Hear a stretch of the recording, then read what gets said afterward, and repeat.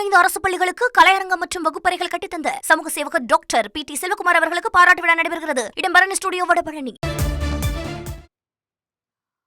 NDA கூட்டணி மேடையில் மாம்பழ சின்னத்தை பயன்படுத்துவதா என்ற கேள்வியை முன்வைத்திருக்கிறார் பாமக நிறுவனர் ராமதாஸ் அவர்கள். முக்கிய செய்தியாக நம்ம பார்த்துட்டு இருக்கோம். விவரங்களோட செய்தியாளர் சங்கரன் இணைந்திருக்காரு. சங்கரன், தொடர்ந்து ஒரு மோதல் இருக்கக்கூடிய பாமக கட்சியில இப்ப சின்னத்தை பயன்படுத்துறது ஏன் என்ற மாதிரி ஒரு கேள்வியை முன் வச்சிருக்காரு. மேலும் விவரங்களை நீங்க பதிவு செய்யலாம் சங்கரன்.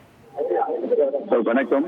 இன்னும் சற்று நேரத்துல மதுராந்தகத்துல தேசிய ஜனநாயக கூட்டணியின் தமிழகத்துல இந்த தேர்தல் பிரச்சார ஒரு துவக்க நிகழ்ச்சி மிகப்பெரிய ஒரு மாநாடாக நடைபெற இருக்கிறது. பிரதமர் மோடி மற்றும் தேசிய ஜனநாயக கூட்டணியில் இடம்பெற்றிருக்கக்கூடிய அனைத்து கட்சிகளுடைய தலைவர்களும் பங்கேற்க இருக்கிறார்கள்.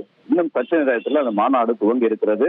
இதில் இந்த கூட்டணியில் இடம்பெற்றிருக்கக்கூடிய பாமக தலைவர் அன்புமணியும் இடம்பெற்றிருக்கிறார். அவர் ஏற்கனவே அதிமுக பொதுச் செயலாளர் எடப்பாடி பழனிசாமியை சந்தித்து தேசிய ஜனநாயக கூட்டணியில் இணைந்து விட்டார்.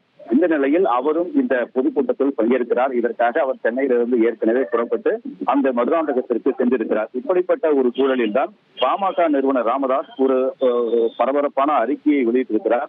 அதாவது பல்வேறு கடுமையான விமர்சனங்களை முன்வைத்து அந்த அறிக்கையை வெளியிட்டிருக்கிறார். அதாவது பொதுக்கூட்ட மேடையில் பல்வேறு கட்சியுடைய சின்னங்கள் எல்லாம் இடம்பெற்றிருக்கின்றன. அந்த வகையில் பாமகவுடைய அந்த சிம்பிளாக மாம்பழம் இடம்பெற்றிருக்கிறது. நேற்று இரவே இந்த மாம்பழ சின்னம் எல்லாம் மேடையில் இடம்பெற்றிருக்கக்கூடிய தகவல்கள் எல்லாம் வெளியாகி இருந்தன.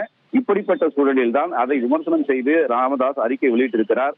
அதாவது மதுராந்தகத்தில் நடைபெறக்கூடிய அந்த தேசிய ஜனநாயக கூட்டணி தொடக்க விழாவில் நான் நிறுவிய பாட்டாளி மக்கள் கட்சியின் வரலாற்று சின்னமான மாம்பழ சின்னம் மேடையின் பின்னணியில் பயன்படுத்தப்பட்டிருப்பது அதிர்ச்சி அளிக்கிறது. இதனை கண்டிப்பதாக ராமதாஸ் தெரிவித்திருக்கிறார். தேர்தல் ஆணையத்தின் விதிமுறைகளின்படி தற்போது பாட்டாளி மக்கள் கட்சிக்குள் நிலவும் தலைமை போட்டியால் மாம்பழம் சின்னம் குறித்து இன்னும் இறுதி முடிவு எடுக்கப்படாமல் நிலுவையில் இருக்கிறது என்பதை சுட்டிக்காட்டி இருக்கக்கூடிய ராமதாஸ், எடப்பாடி தலைமையிலான பழனிசாமி தலைமையிலான கூட்டணியில் இணைந்துள்ள ஒரு பிரிவினர், அதாவது அன்புமணி என்றெல்லாம் குறிப்பிடாமல் ஒரு பிரிவினர் தேர்தல் ஆணையத்தால் இன்னும் அங்கீகரிக்கப்படாத ஒரு சின்னத்தை நாட்டினுடைய பிரதமர் பங்கேற்கக்கூடிய ஒரு பொதுக்கூட்ட மேடையில் காட்சிப்படுத்துவது சட்ட விரோதமானது மற்றும் அப்பட்டமான அதிகார துஷ்பிரயோகம் என்றும் ராமதாஸ் காட்டமாக அந்த அறிக்கையில் தெரிவித்திருக்கிறார். தேர்தல் ஆணையத்தின் வசம் நிலுவையில் உள்ள ஒரு சின்னத்தை மேடையில் பயன்படுத்துவது தேர்தல் நடத்தை விதிகளுக்கு எதிரானது என்றும், எனவே பிரதமர் பங்கேற்கக்கூடிய ஒரு நிகழ்வில் இத்தகைய சட்டவிரோத செயல்களை செய்வது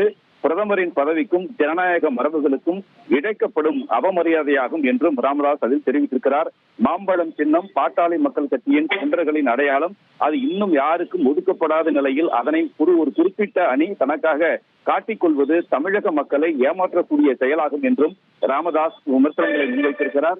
பாட்டாளி மக்கள் கட்சியின் சட்டப்பூர்வமான தலைமை மற்றும் சின்னம் குறித்த வழக்கு நீதிமன்றத்திலும் தேர்தல் ஆணையத்திலும் நிலுவையில் இருக்கிறது என்று தெரிவித்திருக்கக்கூடிய ராமதாஸ், இத்தகைய சூழலில் அதிகார பலத்தை பயன்படுத்தி சின்னத்தை அபகரிக்க நினைக்கும் இச்செயலை தேர்தல் ஆணையம் உடனடியாக கவனித்து உரிய நடவடிக்கை எடுக்க வேண்டும் என்றும் வலியுறுத்தியிருக்கிறார்.